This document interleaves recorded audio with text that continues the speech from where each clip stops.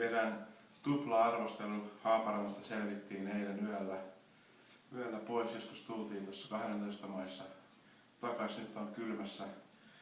Nuuskua vähän reippaasti, että oman käyttöön se olisi varmaan 14 tonnia. Ja nyt ajattelin tehdä tupla-arvostelun heti, kun on vähän aikaa ollut niin, että ei ole mitään videoa tullut. Niin Rocket Mint Strong ja sitten Kaliber Original Extra Topak Smak. Ja tästä heti ajattelin semmoista sanoa, että tää oli tosi halpaa. Mä ostin tätä vaan puoli sinkoa. Tää oli 2 euroa kiekko, eli 10 puoli sinkoa. Ajattelin, että nyt tohdi enempää ostaa, koska yleensä Kaliberi on aika paskaa. Ja tästä mä olin positiivisesti yllättynyt. Tää oli tosi hyvää. Maistui hyvältä. Aika pitkään ei valuttanut semmoista ällöttävän makuista, niin kuin jotkut halpapussit tekee.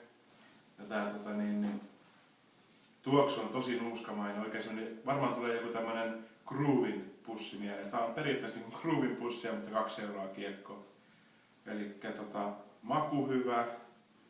Valuttaa varmaan vasta 40 minuutin jälkeen. Ja tää on yksi halvaksunut, se on aika hyvä. Tosi hyvä nuuska.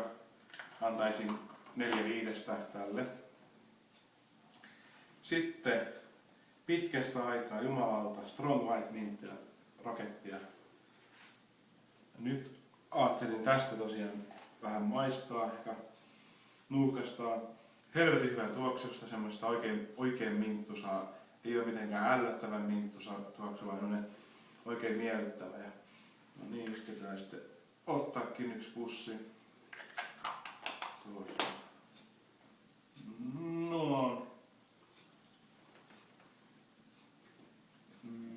Heti tulee maku. Ja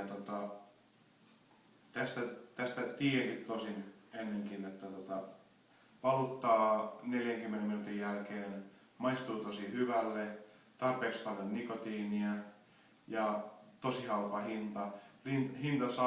Hinta-laatusuhde on kohdillaan. Tää oli 20 sinko. Suosittelen 5/5. Ostakaa näitä. Kaliberia, Rocket.